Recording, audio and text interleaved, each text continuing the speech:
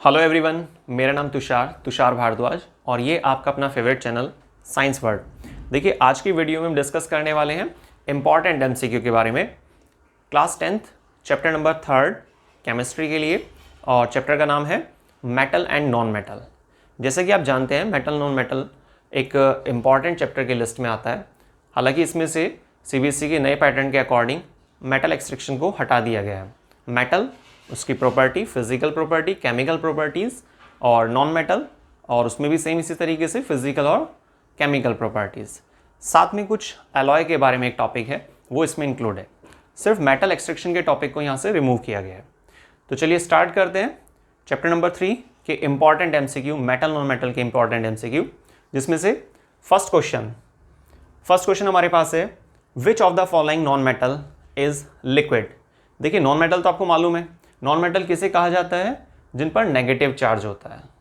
Main जो difference होता है ना मेटल और नॉन मेटल में, वो मेन डिफरेंस क्या है कि मेटल उन एलिमेंट को कहा जाता है जिनमें इलेक्ट्रॉन को लॉस करने की क्षमता होती है, जो इलेक्ट्रॉन को लॉस कर सकते हैं। ठीक है, जैसे कि सबसे इजी एग्जांपल है सोडियम, पोटेशियम वगैरह, ये सब।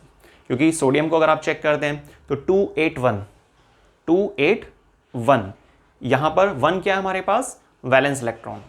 तो मेटल किसे कहते हैं? ऐसे एलिमेंट जो इलेक्ट्रॉन का लॉस कर सकते हैं। और नॉन मेटल किसे कहा जाता है? वो एलिमेंट जो इलेक्ट्रॉन का लॉस नहीं कर सकते हैं, इलेक्ट्रॉन को लेते हैं।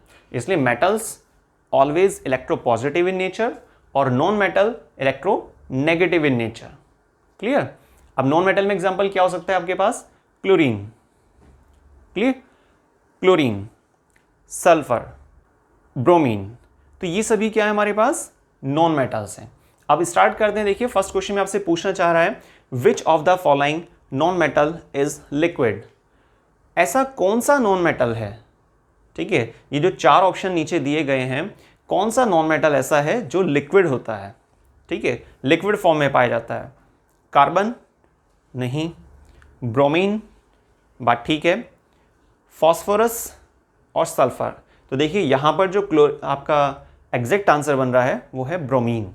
ब्रोमीन एक ऐसा नॉन मेटल है जो लिक्विड स्टेट में पाया जाता है। तो याद रखिएगा, क्वेश्चन नंबर फर्स्ट में करेक्ट आंसर है ब्रोमीन।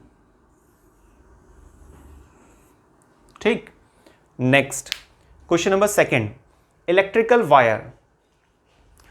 देखिए, इलेक्ट्रिकल वायर जो होती हैं वो मेटेलिक होती हैं, मेटल की बनी होती हैं। जैसे आपने देखा होगा एल्यूमिनियम वायर जो सबसे ज़्यादा यूज़ की जाती है, कॉपर वायर, सिल्वर वायर। हालांकि सिल्वर को जनरल तो नहीं कह सकते, है ना, सिल्वर की कॉस्ट ज़्यादा होती है, इसलिए सिल्वर वायर का इस्तेमाल जनरल नहीं है, कॉमन नहीं है। मेन जो आपके पास यूज़ होते हैं वो कॉपर और एल्यूमिनियम है। लेकिन अगर आप इसमें रेजिस्टेंस को लेकर बात करते हैं, ठीक है, कि करंट किस में अच्छा आता है, तो वो है कॉपर वायर। लेकिन कॉपर से भी सस्ती होती है एल्यूमिनियम। हालांकि अगर अच्छे करंट की बात करते हैं आप, कि बहुत बढ़िया करंट आता है, तो वो आंसर है फिर कॉपर। और अगर बिल्कुल टॉप लेवल पर जाते हैं तो फिर है सिल्वर। सिल्वर में रेजिस्टेंस काफ़ी कम होता है, इसलिए करंट जो है बहुत अच्छा जाता है। V = IR, इस रिलेशन से भी आप पता कर सकते हैं। ठीक है, और बाकी बात आती है यहाँ पर कॉपर, एल्यूमिनियम और सिल्वर, ये 3 तरह की आपके पास मेटल्स होती हैं जिनका आप इस्तेमाल करते हैं वायर्स के फॉर्म में। ठीक है, करंट को पास आउट करने के लिए। यहाँ पर बात आ रही है आपके पास कि electrical wire have a coat या coating of an insulating material. आपको मालूम है ना भाई, वायर से करंट पास आउट हो रहा है। ठीक है, तो अगर उस वायर पर कवर नहीं होगा तो व्यक्ति के करंट लगने की पॉसिबिलिटी बहुत ज़्यादा है। ठीक है, तो ऐसी स्थिति में प्रोटेक्शन को देखते हुए, ह्यूमन की प्रोटेक्शन को देखते हुए, वायर पर एक पीवीसी मटेरियल, प्लास्टिक मटेरियल, एक इंसुलेटिंग मटेरियल का कोट किया होता है हर एक वायर पर। ठीक है, तो उसको हम क्या बोल रहे हैं कि किस चीज़ के मिलने से बना होता है वो इंसुलेटिंग मटेरियल? सल्फर, ग्रेफाइट या पीवीसी, या ऑल कैन बी यूज्ड, सभी का आप इस्तेमाल कर सकते हैं, ऐसा नहीं है। यहाँ पर करेक्ट आंसर है आपके पास सी। ठीक है, तो पीवीसी की फुल फॉर्म होती है पॉलीविनाइल क्लोराइड। क्या होती है? Polyvinyl chloride.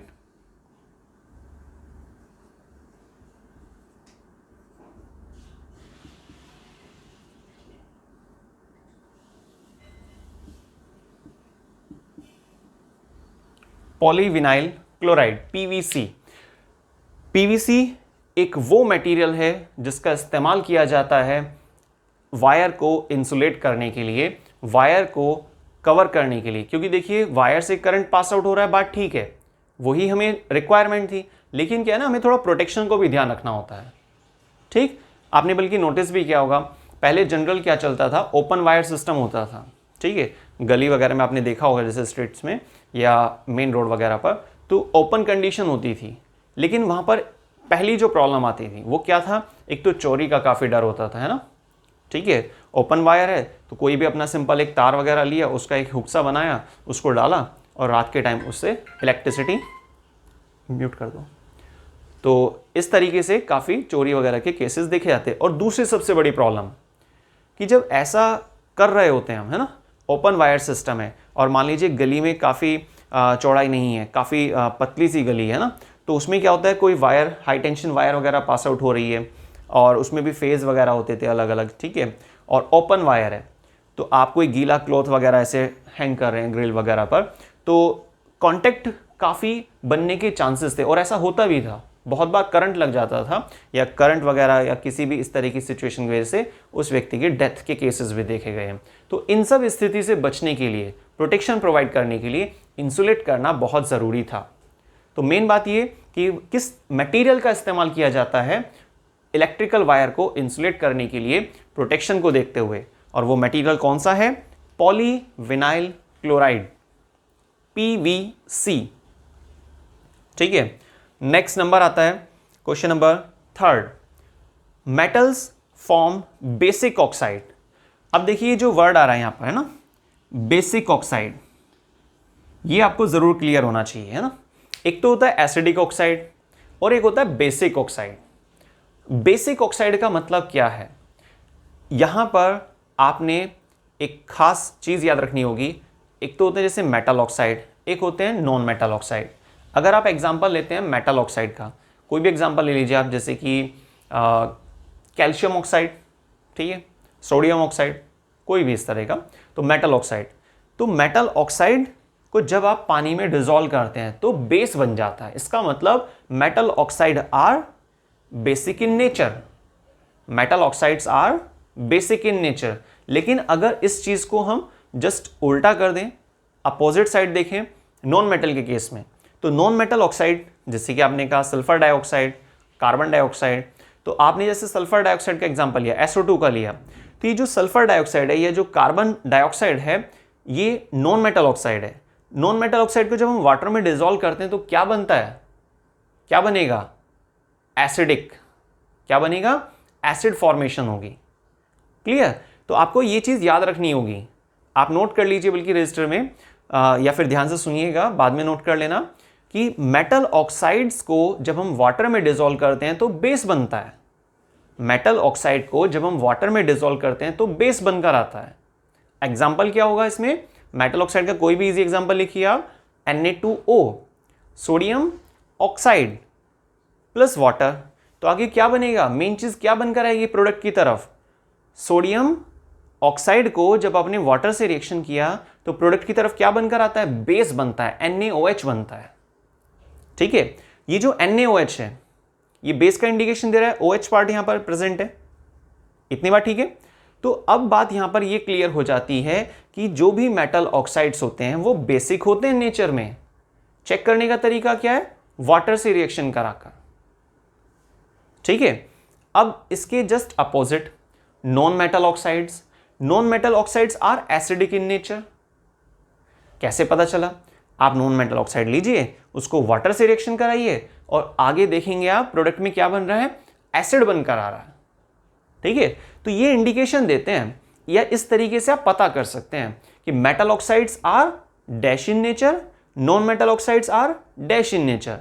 तो डैश में क्या फिल करेंगे आप, जब आप बात बोलते हैं metal oxides are dash in nature means basic in nature, और non metal oxides are dash in nature मतलब acidic in nature. Non metal oxide acid formation, ठीक है, याद रखिएगा। अब बात आ रही है यहां पर metal form basic oxide, metal form basic oxide. Metal जो है क्या फॉर्म करते हैं, बेसिक ऑक्साइड फॉर्म करते हैं। और बेसिक ऑक्साइड कैसे होते हैं नेचर में, क्यों नाम दिया गया मेटल ऑक्साइड्स को बेसिक इन नेचर होते हैं, क्योंकि वो बेस फॉर्मेशन में मदद करते हैं। पता कैसे चलता है, आप उसको वाटर में डिसॉल्व करेंगे तब, ठीक है। तो मेटल्स आर बेसिक ऑक्साइड्स, या मेटल्स फॉर्म करते हैं बेसिक ऑक्साइड्स को। विच of the following metal form amphoteric oxide. अब ये वर्ड तो हमें क्लियर हो गया, बेसिक ऑक्साइड, एसिडिक ऑक्साइड भी हमें इसके साथ पता चल गया है। लेकिन अब बात आती है एम्फोटेरिक ऑक्साइड क्या है। एम्फोटेरिक ऑक्साइड का मतलब होता है ऐसे मेटल, ठीक है, ऐसे मेटल ऑक्साइड्स जो एसिड और बेस दोनों से रिएक्शन करते हैं। ऐसे मेटल ऑक्साइड्स जो एसिड और बेस दोनों से रिएक्शन करते हैं, उनको क्या बोलते हैं, एम्फोटेरिक ऑक्साइड्स कहा जाता है, ठीक है। अब यहां पर कौन सा ऐसा मेटल है जो एम्फोटेरिक ऑक्साइड्स की प्रॉपर्टी को रिप्रेजेंट करता है, क्योंकि देखिए मेटल तो डायरेक्ट नहीं करेगा, पर हाँ यहां पर क्वेश्चन में बोल रहा है आपसे ऐसा मेटल सेलेक्ट कीजिए जो बेसिक ऑक्साइड्स हो, है ना, और बेसिक ऑक्साइड्स रिएक्शन करे एसिड से भी और बेस से भी, ठीक है। तो यहां पर सोडियम नहीं है, कैल्शियम नहीं है, एल्यूमिनियम ठीक है, कॉपर नहीं है, ठीक है। तो एल्यूमिनियम हमारे पास एक वो मेटल है जो क्या फॉर्म करता है, बेसिक ऑक्साइड। क्या फॉर्म करता है, बेसिक ऑक्साइड। और ये जो बेसिक ऑक्साइड है इसको हम एम्फोटेरिक ऑक्साइड कहेंगे। लेकिन क्यों कहेंगे, क्योंकि ये जो हमारे पास मेटल ऑक्साइड होगा, मतलब Al2O3, मैंने आपको एक तरह से फॉर्मूला बता दिया है कि भाई मेटल तो हमारा एल्यूमिनियम हो गया, लेकिन मेटल ऑक्साइड बोलेंगे तो एग्जाम्पल क्या बनना चाहिए इसके बेसिस पर, क्या बनना चाहिए, Al2O3, एल्यूमिनियम ऑक्साइड, ठीक है। तो अब ये जो एल्यूमिनियम ऑक्साइड है इसे हम एम्फोटेरिक कह रहे हैं। इस बात का क्या मतलब है कि ये एसिड से भी रिएक्शन करेगा और बेस से भी रिएक्शन करेगा। अच्छा, बल्कि एक और भी होता है, अगर एल्यूमिनियम है तो भी ठीक है आंसर, या हो सकता है चारों में से कोई एक ऑप्शन आपका जिंक होता। तो एल्यूमिनियम और जिंक, ये याद रखिएगा, ये क्या होते हैं, ऐसे मेटल्स हैं जो क्या बनाते हैं, अपने ऑक्साइड्स बनाते हैं, और इनके जो ऑक्साइड्स होते हैं वो एम्फोटेरिक होते हैं, ठीक है। एल्यूमिनियम और जिंक, ठीक है। बाकी यहां पर करेक्ट आंसर हमारा है C. Next question number 4, an alloy is. देखिए मेटल की अपनी अलग प्रॉपर्टी होती है, नॉन मेटल की अपनी अलग प्रॉपर्टी होती है, लेकिन यहां पर एक तीसरा वर्ड आ रहा है, वो क्या है, अलॉय। ये मेटल नहीं है, ये नॉन मेटल भी नहीं है, ये क्या है, मिक्सचर है। क्या है ये, मिक्सचर। आप मेटल्स के मिलने से, मेटल्स के 2 और मोर देन 2 मेटल्स के मिलने से अलॉय तैयार किया जाता है। ये एक्चुअल में लाइन जो आपको याद रखनी है। लेकिन एक और पॉसिबिलिटी भी है, कई बार क्या होता है कि कुछ नॉन मेटल को भी ले लिया जाता है, ठीक है। तो आप याद रखिएगा, मेटल्स के मिलने से अलॉय तैयार किए जाते हैं मेनली। अब यहां पर कह रहा है ये कि भाई एन अलॉय इज, क्या है अलॉय, कोई एलिमेंट है, नहीं, वो तो एलिमेंट के मिक्स करने के बाद बनता है ना। कंपाउंड है, कंपाउंड में फिक्स्ड रेशियो होता है ना, ये एक अलग चीज हो गई है। ये तो बात ठीक है कि ये मिक्सचर है ना, लेकिन कैसा मिक्सचर है, होमोजीनस मिक्सचर है या हेट्रोजीनस मिक्सचर है, ये टॉपिक आ गए हमारे पास 9th क्लास के। होमोजीनस, फुल मिसिबिलिटी, हेट्रोजीनस जिसमें अच्छे से मिसिबल नहीं हो पा रहा है कोई एक सब्सटेंस दूसरे सब्सटेंस के साथ। तो एलॉय में ऐसा नहीं होता, वहां पर प्रॉपर मिक्सिंग होती है, तो इसलिए एलॉय को हम क्या बोलेंगे, होमोजीनस मिक्सचर है। ये क्या है, एलॉय, होमोजीनस मिक्सचर। मार्क कर लेते हैं इसको, ठीक है। तो एलॉय क्या हुआ, होमोजीनस मिक्सचर, ठीक है। जैसे एयर क्या है, क्या आपको दिखाई देता है, यहां ऑक्सीजन है, वहां सल्फर है, तो भाई उधर नहीं जाना है हमें, है ना। यहां कार्बन मोनोऑक्साइड है, नहीं इधर नहीं जाना है, ऑक्सीजन की तरफ चलते हैं। ऐसे दिखाई देता है हमें अपने एटमॉस्फेयर में कि यहाँ ऑक्सीजन, यहाँ सल्फर, यहाँ कार्बन, कुछ ऑब्जर्व नहीं होता ना। पर क्या बोलते हैं हम हमारे एटमॉस्फेयर में, ऐसा नहीं कहते कि भाई ऑक्सीजन है हमारे एटमॉस्फेयर में या ऑक्सीजन सराउंडिंग में प्रेजेंट है, ऐसे बोलते हैं एयर। तो एयर क्या है, मिक्सचर है। क्या है, एयर मिक्सचर। पर लेकिन हमें ऑब्जर्व होता है क्या कि यहाँ पर ये वाली गैस है, यहाँ पर ये वाली गैस नहीं ना, इसका मतलब फुल मिसिबिलिटी। तो हम क्या बोलेंगे, होमोजीनस मिक्सचर। क्या बोलेंगे उसको हम, होमोजीनस मिक्सचर, याद रखिएगा ना। तो स्टार्ट करते हैं अब next question, question number 5। Alloy are homogeneous mixture of metals with a metals. देखिए जनरल क्या होता है कि एलॉय को बनाने के लिए मेटल्स का इस्तेमाल किया जाता है, 2 या 2 से ज़्यादा मेटल्स का आप इस्तेमाल करते हैं और एलॉय तैयार करते हैं। लेकिन जैसे कि भी कुछ देर पहले भी एक क्वेश्चन डिस्कस किया गया था, शायद क्वेश्चन नंबर 4 ही था, कि एलॉय को बनाने के लिए मेटल्स का इस्तेमाल होता है, वो बात ठीक है, लेकिन कुछ केसेस में नॉन मेटल का भी इस्तेमाल किया जाता है। और यहाँ पर उसी चीज़ को लेकर, ठीक है, यहाँ पर एक क्वेश्चन तैयार हो रहा है और वो क्या है कि alloy are homogeneous mixture of metals with metals, बात ठीक है, लेकिन क्या कोई ऐसा नॉन मेटल भी है?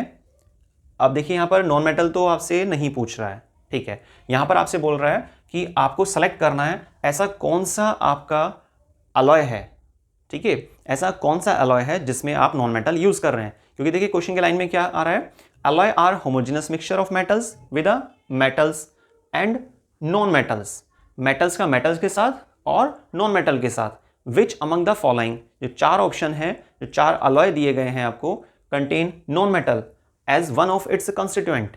तो ब्रास, ब्रॉन्ज, अमलगम और स्टील, ये 4 अलॉय हैं। इन चारों में मेटल्स तो यूज हो रही हैं, वो तो बात ठीक है, लेकिन कोई एक अलॉय ऐसा भी है जिसमें नॉन मेटल भी प्रेजेंट होती है, ठीक है, तो वही हमें ध्यान से देखना है। देखिए आप याद रखिएगा यहाँ पर स्टील, स्टील ही एक ऐसा अलॉय है जिसमें कार्बन का इस्तेमाल किया जाता है। स्टेनलेस स्टील का तो ऑप्शन नहीं है यहाँ पर, है ना, अदरवाइज उसका भी जिक्र कर सकते थे। तो स्टील इन चारों में से एक वो ऑप्शन है, वो अलॉय है जिसमें कार्बन इस्तेमाल किया जाता है ना, और कार्बन क्या है, एक नॉन मेटल। इसको मार्क कर लेते हैं यहाँ पर। तो क्वेश्चन नंबर 5 में करेक्ट आंसर है आपके पास डी, और याद रखिएगा कार्बन यूज किया जाता है इसके अंदर, है ना, carbon non metal. Next question number 6, which of the following are not ionic compound. देखिए क्वेश्चन नंबर 6 को करने से पहले हमें मालूम होना चाहिए आयनिक कंपाउंड और कोवेलेंट कंपाउंड क्या होते हैं। आयनिक कंपाउंड उन कंपाउंड को कहा जाता है जो मेटल और नॉन मेटल के मिलने से बने होते हैं, ठीक है, और कोवेलेंट कंपाउंड किसे कहा जाता है, या नॉन आयनिक कंपाउंड किसे कहा जाता है, जो नॉन मेटल और नॉन मेटल के मिलने से बने होते हैं, ठीक है, जैसे कि CH4, C2H6, ठीक है ना, sulphur dioxide, carbon dioxide, Cl2, ये सभी क्या है, नॉन मेटल वाले सेक्शन में जा रहे हैं। नॉन मेटल प्रेजेंट होती है इसमें, और जो बॉन्ड होता है उसे कोवेलेंट बॉन्ड कहते हैं। लेकिन जो हमारा आयनिक कंपाउंड होता है, आयनिक कंपाउंड में आयनिक बॉन्ड प्रेजेंट होता है और ये मेटल नॉन मेटल के मिलने से बनता है, ठीक है। तो अब बात आती है यहाँ पर जो 4 कंपाउंड दिए हुए हैं, इनमें से कौन से ऐसे कंपाउंड हो सकते हैं जो आयनिक लिस्ट में नहीं आ रहे हैं, मींस कोवेलेंट कंपाउंड है।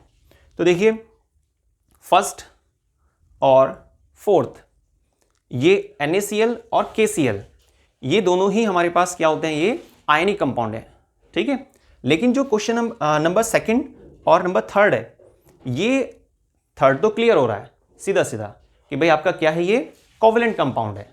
लेकिन सेकंड, ये दोनों कैटेगरी में आ रहा है। सेकंड में ऐसा क्या है, वो है हाइड्रोजन। हाइड्रोजन को आपने काफ़ी सुना हुआ होगा, आपके पास चैप्टर के डिटेल में भी है, हालांकि चैप्टर नंबर 5 केमिस्ट्री का क्लास 10th के लिए, periodic classification of element. Correct position जो है वो नहीं है अभी हाइड्रोजन के लिए, है ना। हालांकि हेनरी मोजली ने काफ़ी, हमारे एक साइंटिस्ट हैं जिन्होंने इसकी पोजीशन को क्लैरिफाई करने की कोशिश भी की, लेकिन क्या है अभी भी वो थोड़ा समस्या में है ना। हाइड्रोजन जो परेशान है एक तरह से, ना तो मेटेलिक प्रॉपर्टी दिखा रहा है प्योरली और ना ही नॉन मेटेलिक प्रॉपर्टी दिखा रहा है, ठीक है ना। तो इसी वजह से HCl, इसको हमें कहाँ ले जाना होगा कि भाई एक पॉसिबिलिटी तो है, इसमें तो कोई चांस ही नहीं है, ना ही इसमें कोई चांस है। ये प्योरिटी में आप कह सकते हैं कि भाई हाँ कोवेलेंट कंपाउंड है, पर ये कुछ प्रॉपर्टी दिखा रहा है, इसीलिए थोड़ा बहुत प्रॉपर्टी वजह से हमें इसे कोवेलेंट कंपाउंड की लिस्ट में कंसीडर करना पड़ेगा। अब हमें ऐसा ऑप्शन सेलेक्ट करना है जिसमें सेकंड और थर्ड ये दोनों आ रहे हों, और वो कौन सा ऑप्शन हो सकता है, नंबर बी। देखिए सेकंड और थर्ड, तो हमारे पास क्वेश्चन नंबर 6 के लिए करेक्ट आंसर हुआ बी, HCl और CCl4, कार्बन टेट्राक्लोराइड, है ना, ये हाइड्रोक्लोरिक एसिड होता ही है, ठीक है ना। नेक्स्ट लेते हैं question number 7, cinnabar is an ore of. Cinnabar क्या है, इज एन ओर ऑफ, पर किसके और है ये। देखिए इसमें कौन सा एलिमेंट हमें मिलता है ना, वो है मरकरी। क्वेश्चन नंबर 7 में बी करेक्ट आंसर है मरकरी। देखिए और क्या होता है, और ऐसी चीज़ों को कहा जाता है जिसमें से आप मेटल को कंफर्टेबली और कन्वीनियंटली एक्सट्रैक्ट कर सकते हैं, ठीक है। तो cinnabar is a ore of mercury. Next question number 8, copper sulphide जब रिएक्शन करता है कॉपर ऑक्साइड से तो आगे क्या बनाता है, कॉपर प्लस सल्फर डाइऑक्साइड। ये बैलेंसिंग के लिए यहां पर 3 और 6 लगाए हुए हैं, ठीक है। अब यहां पर किस तरह की रिएक्शन है ये, अब देखिए आप सोचना ध्यान से, कॉपर सल्फर है, कॉपर सल्फाइड है, कॉपर कॉपर सल्फाइड है, कॉपर ऑक्साइड है, तो ये कैसे डिस्प्लेस करेगा, तो ये कुछ अलग रिएक्शन लग रही है आपको, है ना, इसलिए थोड़ा इसको यहाँ पर हाईलाइट किया गया है। और इस रिएक्शन को क्या बोलते हैं, ऑटो रिडक्शन, खुद से ही ये रिएक्शन चलती है और यहाँ पर ये स्प्लिट्स हो जाते हैं जो जुड़े हुए हैं सल्फर से और ऑक्सीजन से। तो कॉपर को लेकर आप सेपरेट कर देंगे और सल्फर और ऑक्सीजन सेपरेट हो जाएंगे, ठीक है। तो याद रखिए थोड़ा अलग है रिएक्शन, ऑटो रिडक्शन रिएक्शन बोलते हैं इसको, है ना, ऑटो रिडक्शन। क्या है ये, ऑटो रिडक्शन। क्वेश्चन नंबर 8 में करेक्ट आंसर है हमारे पास ए, ऑटो रिडक्शन रिएक्शन। चलिए देखते हैं next question, question number 9, which of the statement about the reaction is correct. देखिए साइड में एक रिएक्शन लिखी हुई है, इस रिएक्शन को हमें ध्यान से देखना होगा और इस रिएक्शन के आधार पर बताना है कि जो 4 ऑप्शन डाले हुए हैं इनमें से कौन सा करेक्ट आंसर हमारा है, ठीक है, कौन से स्टेटमेंट बिल्कुल फिट बैठती है इस रिएक्शन के लिए। आपने नोटिस किया होगा क्वेश्चन नंबर 9 में जो ये रिएक्शन के आधार पर पॉइंट्स आपसे पूछे जा रहे हैं कि भाई कौन से स्टेटमेंट ठीक है, ठीक है। तो इसको कैसे चेक कर सकते हैं, अंदाजा लगा पा रहे हैं आप। देखिए एक नाम, एक टॉपिक जो हमारे पास वैसे फर्स्ट चैप्टर का था, केमिकल रिएक्शन एंड इक्वेशन, और वो क्या था, रिडॉक्स। रिडॉक्स रिएक्शन उन्हें कहा जाता है जिसमें ऑक्सीडेशन रिडक्शन दोनों होते हैं। अच्छा आप जरा चेक करके देखिए, चलिए मैं आपको समझाता हूं एक बार कि इस रिएक्शन को पहले हम चेक करने वाले हैं कि क्या ये रिडॉक्स रिएक्शन है या नहीं है, ठीक है। तो देखिए जरा इसमें, अगर हम जिंक ऑक्साइड से जिंक की तरफ फोकस करते हैं, अगर जिंक ऑक्साइड से जिंक की तरफ देखते हैं तो सोचिए यहां पर ऑक्सीजन हट रही है ना, और ऑक्सीजन के हटने को क्या बोलते हैं, रिडक्शन प्रोसेस। क्या बोलते हैं, रिडक्शन प्रोसेस, शॉर्ट में मैंने लिख दिया यहां पर रिडक्शन प्रोसेस। अगर आप CO से CO2 की तरफ जाते हैं तो ऑक्सीजन ऐड हो रही है ना, ऑक्सीजन बढ़ गई है, ठीक है, तो इसको हम क्या बोलेंगे, ऑक्सीडेशन प्रोसेस। क्या बोलेंगे इसको, ऑक्सीडेशन प्रोसेस। तो ऑक्सीडेशन प्रोसेस में क्या होता है, या तो हाइड्रोजन ऐड होता है या तो हाइड्रोजन हटता है, ठीक है, या फिर ऑक्सीजन ऐड हो जाता है। ये 2 पॉसिबिलिटी होती हैं ऑक्सीडेशन प्रोसेस के लिए। लेकिन अगर आप बात करते हैं रिडक्शन प्रोसेस की, तो रिडक्शन प्रोसेस में क्या होता है, या तो ऑक्सीजन हटेगा या फिर, भाई ऑक्सीजन या तो हटेगा या फिर क्या होगा, हाइड्रोजन ऐड हो जाएगा। और अगर ये रिडक्शन प्रोसेस और ऑक्सीडेशन प्रोसेस आप एक ही रिएक्शन में देख पा रहे हैं तो इसका मतलब वो रिएक्शन रिडॉक्स रिएक्शन है। ये बात क्लियर है, ठीक है। अब बात आती है कि जो रिडक्शन प्रोसेस होता है, अब बात आती है रिडक्शन जो प्रोसेस होता है, इस रिडक्शन प्रोसेस के एरो के टेल पर जो चीज प्रेजेंट होती है उसको बोलते हैं ऑक्सीडाइजिंग एजेंट। क्या बोलते हैं, ऑक्सीडाइजिंग एजेंट, ठीक है। और जो ऑक्सीडाइजिंग एजेंट होता है वो क्या होता है, रिड्यूस्ड सब्सटेंस होता है। क्या होता है, रिड्यूस्ड सब्सटेंस, रिड्यूस्ड सब्सटेंस, ठीक है। तो यहां पर इस रिएक्शन में जिंक ऑक्साइड क्या हुआ, रिड्यूस्ड सब्सटेंस, या फिर इसके लिए हम दूसरा वर्ड क्या यूज कर सकते थे, ऑक्सीडाइजिंग एजेंट, ऑक्सीडाइजिंग एजेंट, ठीक है। तो क्वेश्चन नंबर 9 में आपको एक रिएक्शन दी गई, उस रिएक्शन के जरिए पूछा गया कि भाई ये जो 4 यहां पर स्टेटमेंट डली हुई हैं इनमें से कौन से स्टेटमेंट बिल्कुल ठीक है। तो देखिए लाइन यहां पर मैच होती है नंबर 4 वाले से, zinc oxide is being reduced, ठीक है। तो ये क्या है हमारे पास, रिड्यूस्ड सब्सटेंस, ठीक है। तो हम इसको ऑक्सीडाइज सब्सटेंस कैसे बोल देंगे, ऐसा तो पॉसिबल नहीं है, एक ही सब्सटेंस ऑक्सीडाइज भी रिड्यूस भी, ये पॉसिबिलिटी नहीं होती है ना। तो फर्स्ट ऑप्शन हमारे पास गलत है। फोर्थ जो हमारा ऑप्शन दिया हुआ है, फोर्थ ऑप्शन जो दिया हुआ है ये बिल्कुल करेक्ट ऑप्शन है यहाँ पर इस रिएक्शन के लिए। बाकी रिड्यूस का कोई केस नहीं है। आप सोचिए ना, जो नंबर 3rd ऑप्शन है आपके पास CO2 तो प्रोडक्ट की साइड है, और वैसे भी जितनी भी चीज़ें ली जाती हैं एक शॉर्टकट, एक ट्रिक मान सकते हैं आप इसको, कि लेफ्ट साइड से लेते हैं, रिएक्टेंट से ही आपको सेलेक्ट करना होता है। Oxidising agent, reducing agent, oxidise substance, reduce substance, क्योंकि रिएक्टेंट के आधार पर प्रोडक्ट डिजाइन हुआ है, ठीक है ना। तो याद रखिएगा क्वेश्चन नंबर 9 में किस तरीके से हमने पता लगाया कि भाई फोर्थ ऑप्शन जो यहां पर दिया हुआ है वो क्या है, zinc oxide is being reduced. तो पता करने का तरीका क्या था, इसका मेथड याद रखना है आपको, है ना। रिएक्शन में आपको रिडॉक्स रिएक्शन के आधार पर इसको चेक करना होगा, दोनों पॉइंट्स को फाइंड करना होगा और उसके बाद आप सेलेक्ट करेंगे कि जिंक ऑक्साइड और कार्बन मोनोऑक्साइड इनमें से कौन रिड्यूस्ड सब्सटेंस है, ठीक है।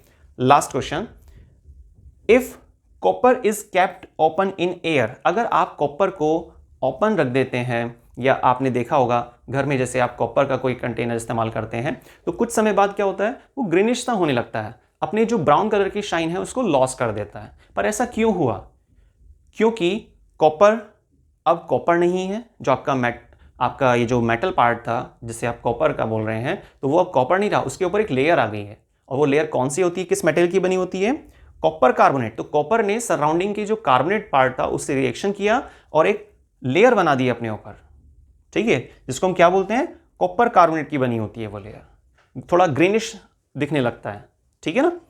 तो क्लियर हुआ आपको क्वेश्चन नंबर 10 में कॉपर सल्फेट, कॉपर नाइट्रेट और कॉपर ऑक्साइड ये सही आंसर नहीं है, ठीक है।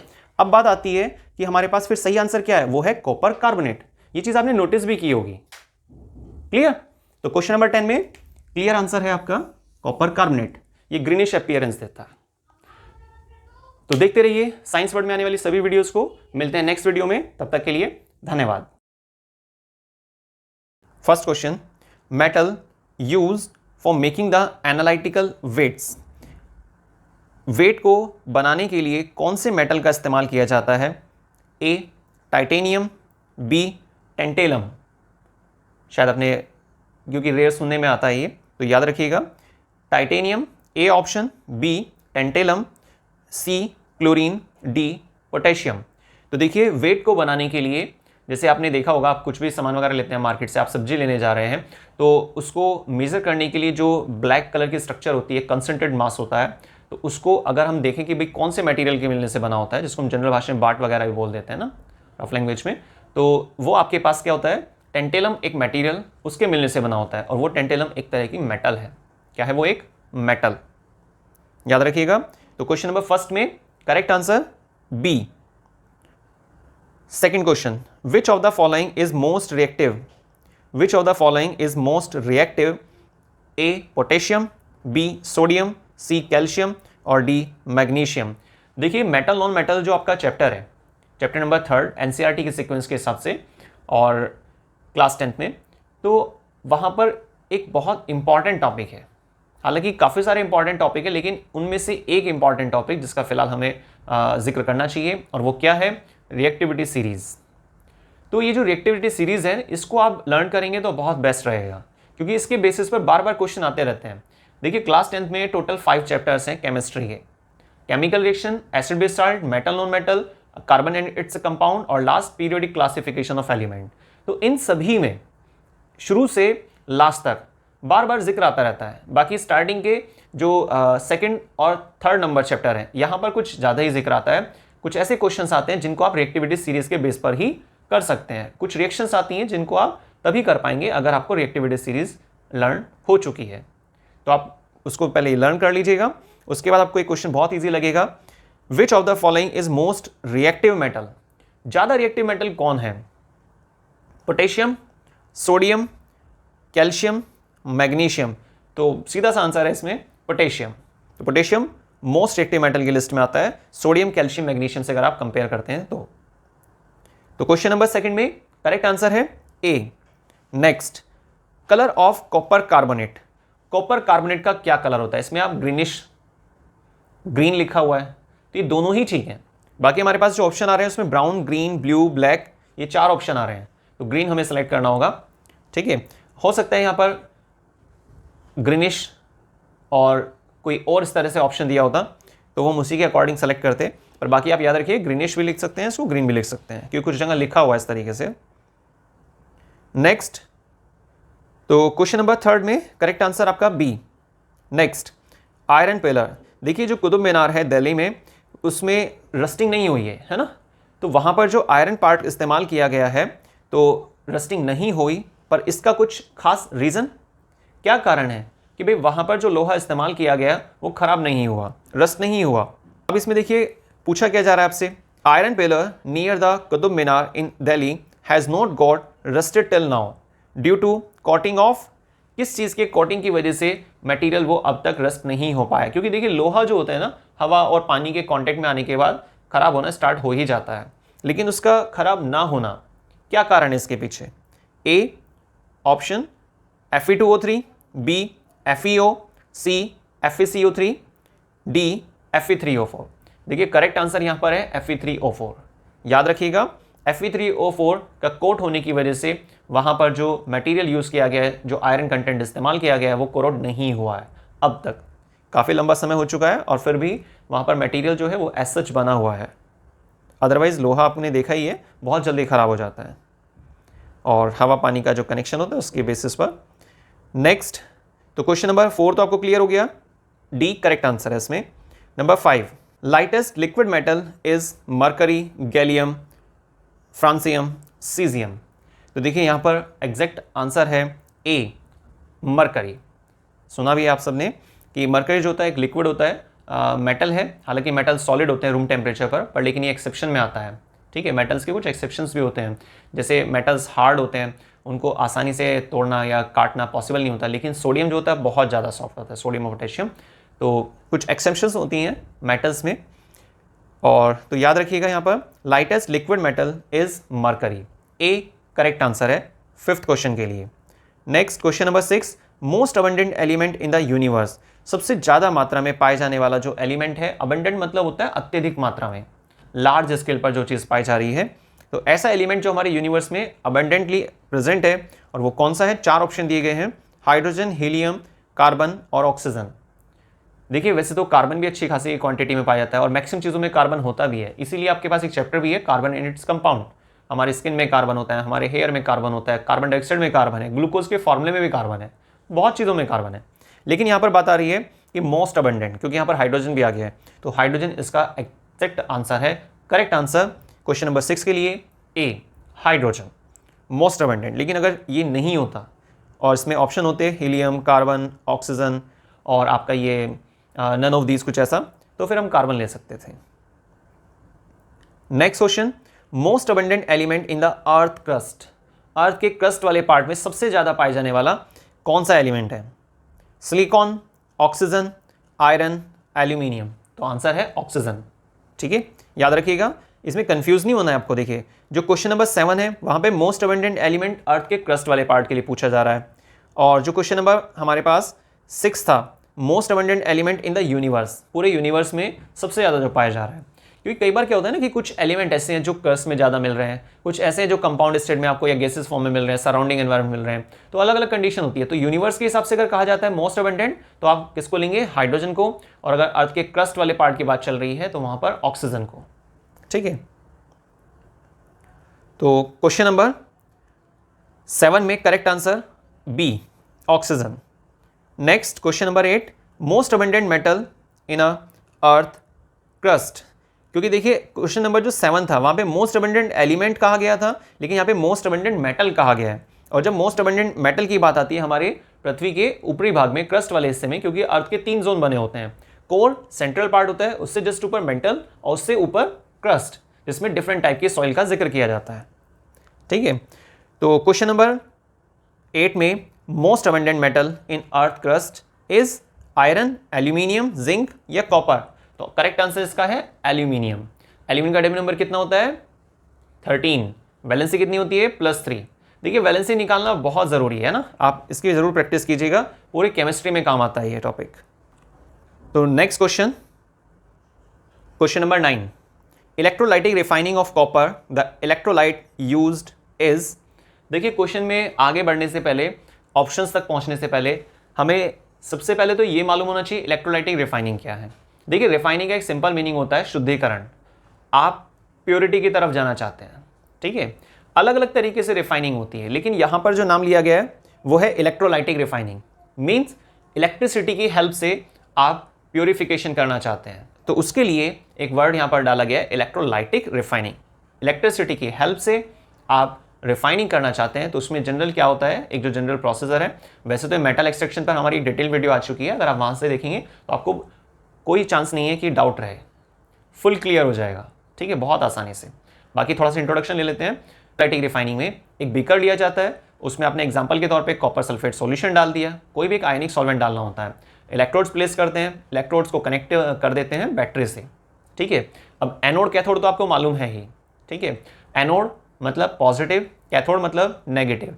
वैसे तो नेचर ऑफ मटेरियल तो सेम ही होता है, लेकिन चक्कर क्या है ना कि आप बैटरी के कौन से टर्मिनल से कौन सी इलेक्ट्रोड को कनेक्ट कर रहे हैं उस पर डिपेंड करता है एनोड और कैथोड का प्लस और माइनस साइन जो हम वहाँ पर डालते हैं, ठीक है। तो जब करंट पास करते हैं तो एनोड तक करंट आता है और एनोड से फिर कैथोड तक जाता है, लेकिन कैसे जाता है, आयनिक सॉल्वेंट के जरिए, ये जो आयनिक सॉल्यूशन आपने लिया था उसके जरिए जाता है, ठीक है। अब आपने करना क्या होता है कि एनोड एज अ इम्प्योर और cathode as a pure electrode ये यूज़ करनी होती है। तो इस तरीके से आप मेटल एक्सट्रैक्शन में बहुत ज़्यादा यूज़ होता है इलेक्ट्रोलाइटिक रिफाइनिंग का, इसीलिए यहाँ पर एक नाम डाला गया था electrolytic refining of copper. Copper के रेस्पेक्ट में पूछ रहा है। द इलेक्ट्रोलाइट यूज्ड इज क्या होने चाहिए, copper oxide, copper hydroxide, acidified copper sulphate. देखिए यहाँ पर एग्जैक्ट आंसर है एसिडिफाइड कॉपर सल्फेट, मतलब आपको आयनिक पार्ट पर फोकस करना होता है, ठीक है। और जो सल्फेट है जिसके साथ कॉपर यहाँ पर बॉन्ड बनाए हुए हैं सी ऑप्शन में है ना, तो डी ऑप्शन आपका है कॉपर सल्फेट। तो यहाँ पर जो 4 ऑप्शन बन रहे हैं हमारे पास उसमें बेस्ट आंसर है एसिडिफाइड कॉपर सल्फेट। तो क्वेश्चन नंबर 9 में correct answer C. Next question, question number 10, which of the following pair will give the displacement reaction. A option में दिया हुआ है sodium chloride solution and copper metal. देखिए copper metal तो displace करने वाला नहीं है, अगर आप रिएक्टिविटी सीरीज को चेक करते हैं तो वहां पर आपको मिलेगा कि कॉपर लीस्ट पार्ट में जा रहा है ना, लीस्ट रिएक्टिव होता है। तो सोडियम को डिस्प्लेस करना, सोडियम को हटाना क्लोराइड से वो पॉसिबल नहीं है। तो सोडियम और क्लोरीन के बीच में जो बॉन्डिंग है वो काफ़ी स्ट्रॉन्ग है और कॉपर की जो रिएक्टिविटी होती है काफ़ी डाउन होती है, तो इसलिए वो डिस्प्लेस नहीं कर सकता है।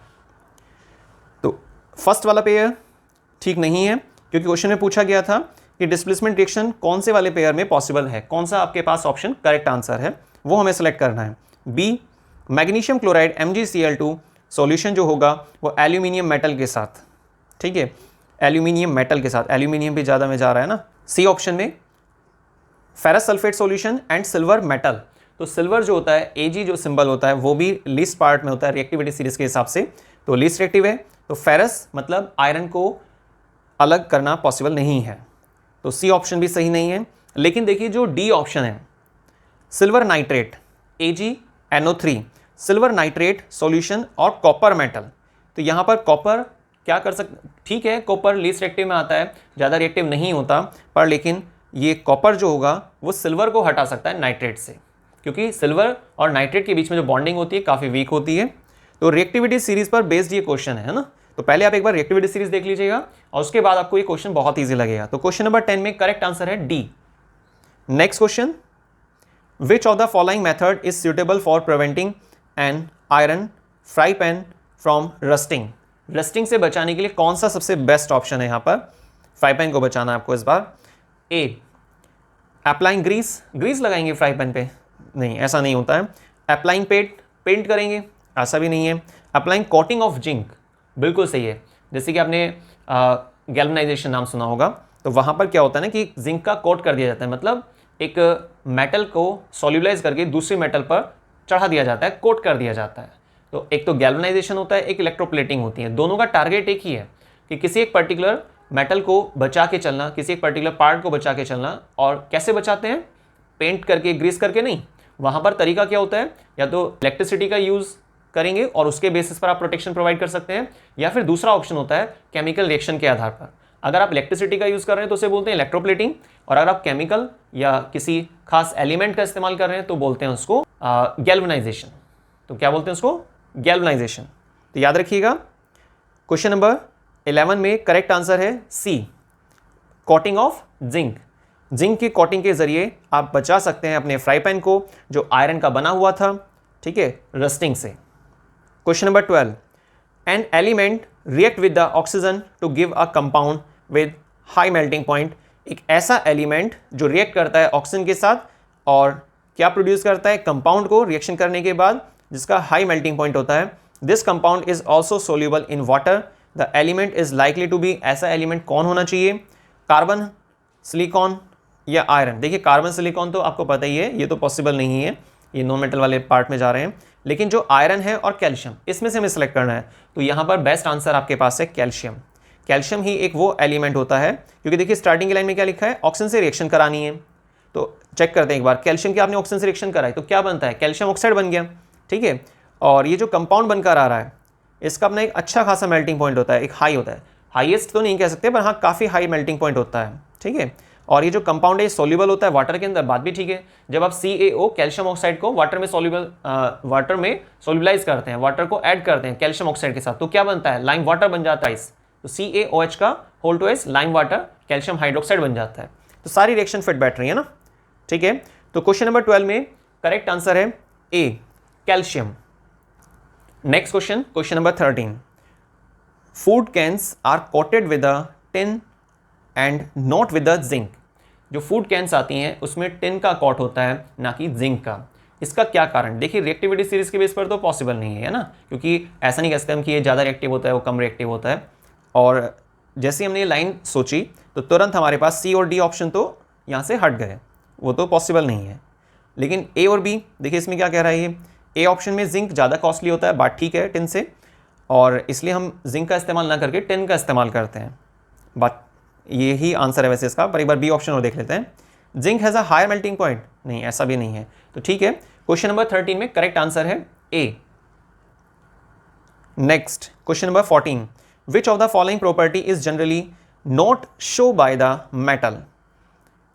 इलेक्ट्रिकल कंडक्शन ये दिखाई जाती है, सोनोरस साउंड वाला केस आपको पता है ना, हिट करने पर साउंड आता है, मेटल को हिट करने पर साउंड आता है। वैसे तो आप किसी भी चीज़ को हिट करते हैं तो साउंड ही आएगा ना, पर फिर भी तो ये भी रिप्रेजेंट की जाती है इलेक्ट्रिकल कंडक्शन, ये भी ठीक है। डक्टिलिटी भी सही है।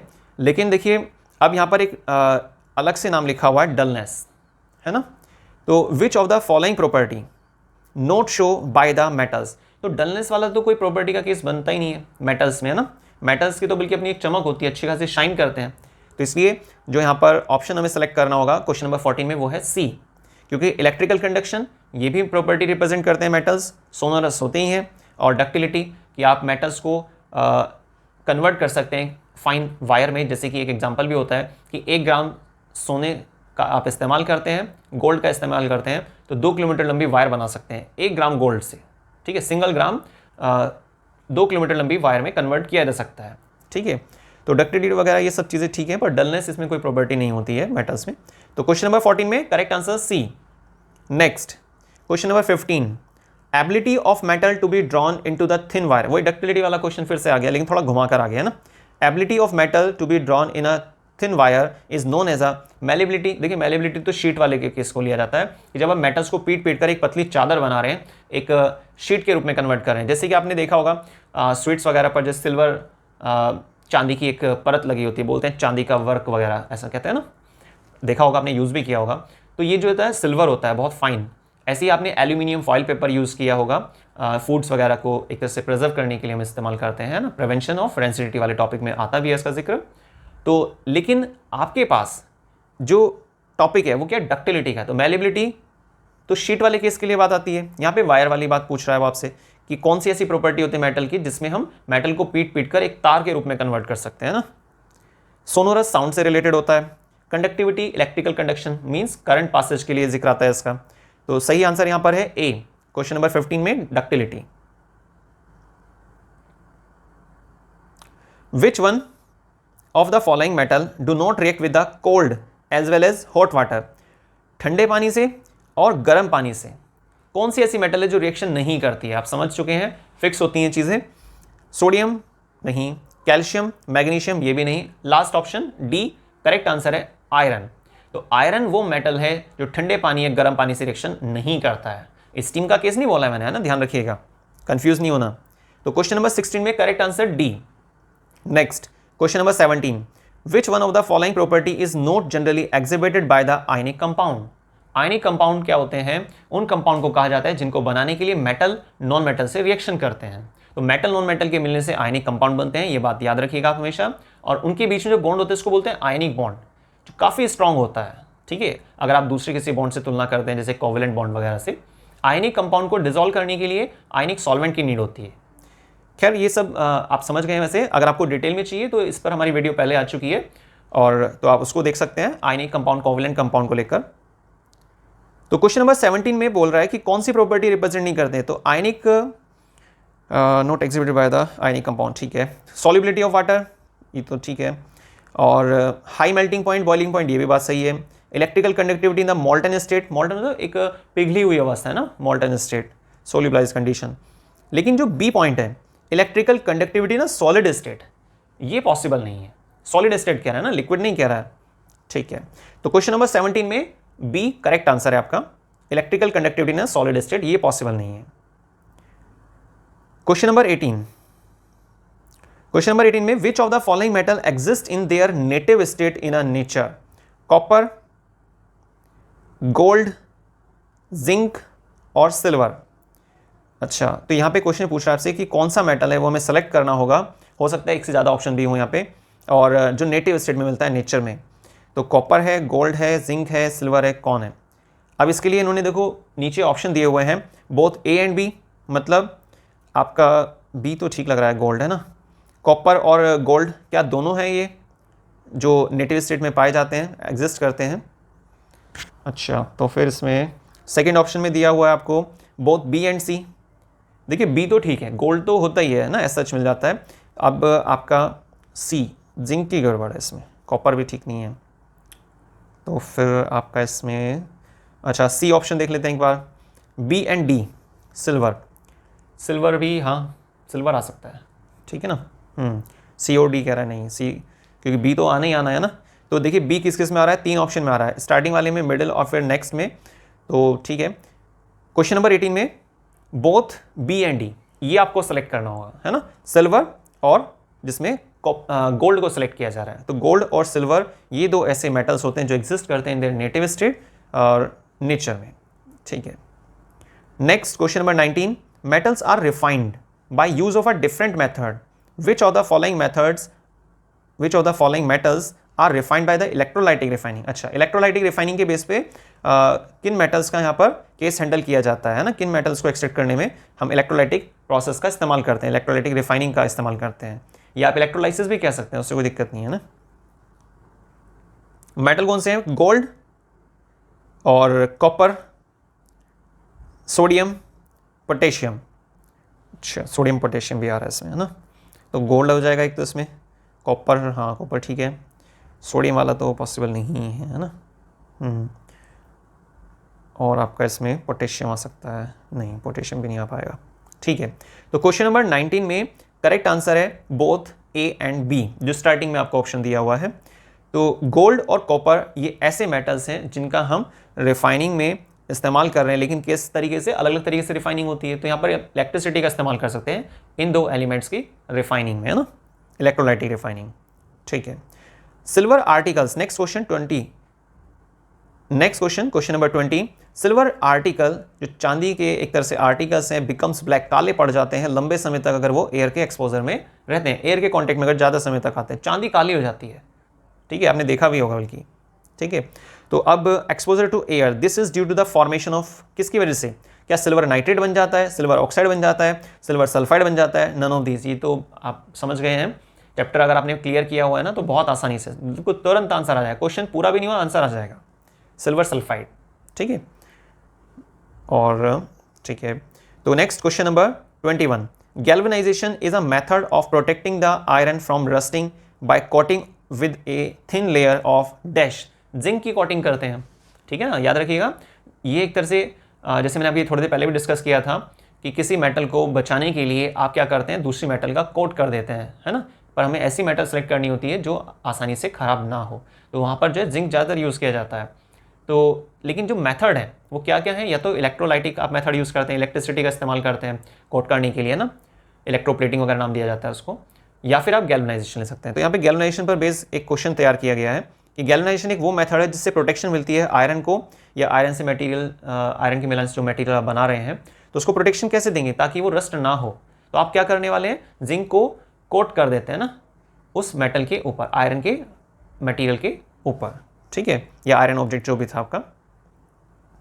तो ठीक है, क्वेश्चन नंबर 21 में correct answer C, stainless steel. Next question, stainless steel is very useful material for our life. In a stainless steel iron is mixed with the किसके साथ मिक्स होता है? देखिए एनसीईआरटी में काफ़ी अच्छे से दिया हुआ है इसके बारे में। स्टेनलेस स्टील एक तरह से एलॉय आप बोलिए उसको, मेटल तो नहीं कहेंगे आप, है ना, क्योंकि मेटल्स को तो मिलाने पर बन रहा है ये। तो आपका जो स्टेनलेस स्टील होता है इसमें आयरन के साथ किस चीज़ को मिलाया जाता है, ये क्वेश्चन पूछना चाह रहा है।